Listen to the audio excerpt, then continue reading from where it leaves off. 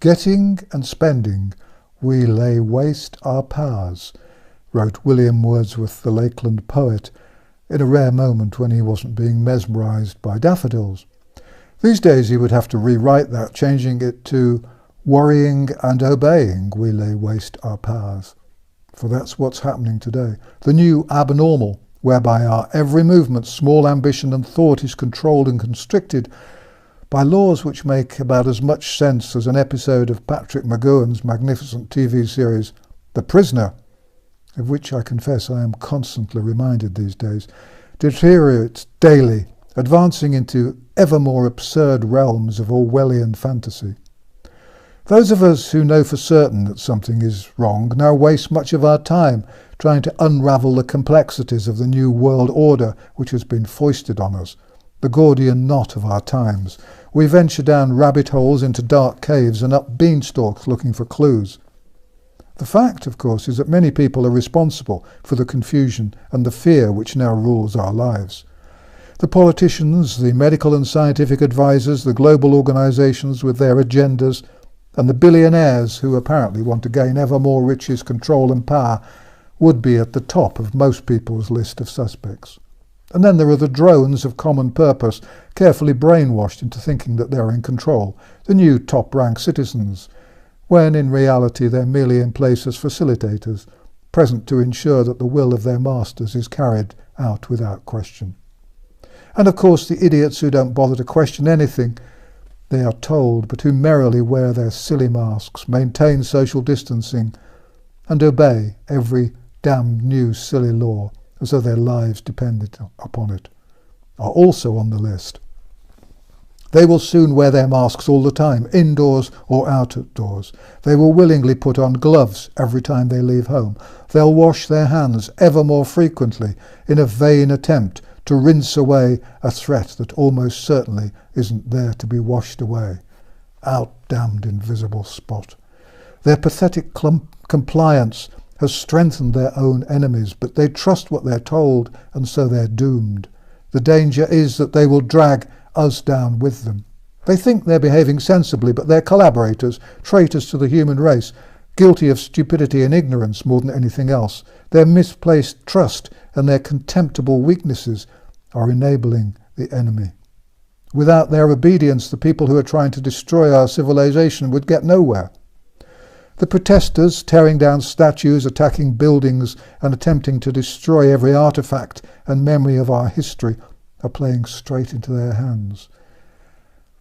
Straight into the hands of those who would destroy the past, good or bad, in order to rebuild a new world of permanent slavery. By denouncing those who do not appear to think acceptably about racial or gender issues, they are aiding and abetting the greatest enemy the human race has ever faced.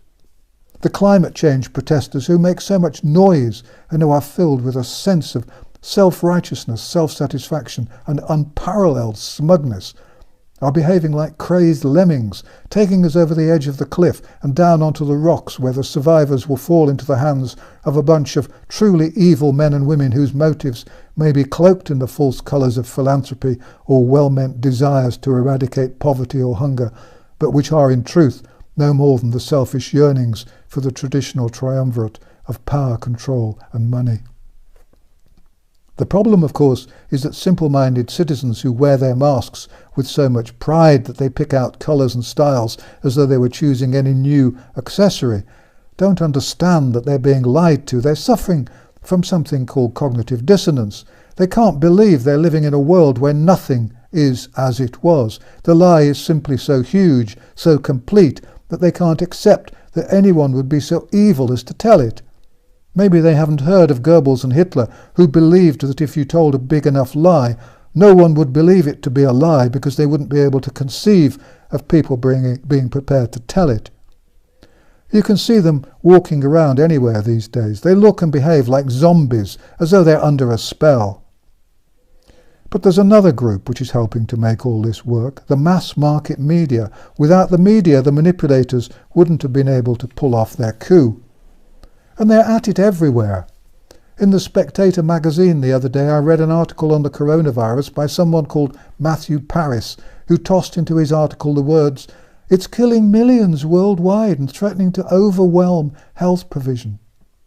With rubbish like this in print, it's hardly surprising that there are so many zombies or COVID-fearing idiots around. The total death number for COVID-19 has officially passed 500,000, not millions, but even that's recognised to be an absurd exaggeration. And I don't really think that anyone other than Mr. Paris seriously believes that COVID-19 is now threatening to overwhelm health provision. However, I doubt if any organisation is quite so adept at control through misinformation as the BBC, once known for its integrity and reliability, but now I believe hated and reviled in Britain as never before, and rightly so. Distrust the government, avoid mass media, and fight the lies. Oh, and one bit of housekeeping. I'm told that the internet contains details of a shop for my website. There hasn't been a shop on my website for at least a decade. My books are only available through Amazon, and if you see anything being sold as used or recommended by me, it's a fake. I don't do any advertising or outside promotion of any kind. If you can, it would help if you pressed the thumbs up button now, or put on a comment, or both. Thank you for watching An Old Man in a Chair, and thank you for your support and encouragement. Please copy and paste the videos on Twitter and Facebook and BitChute and wherever else you like. If you want to put on a translation, that would be fine. If my videos disappear, please go to my website, www.vernoncoleman.com, where you can find out where they might be. And anyway, there you can read the transcripts of the videos, including the banned ones. This video site has not been monetized. There's no advertising and there's no sponsorship, and there's no ads or sponsorship on my website either.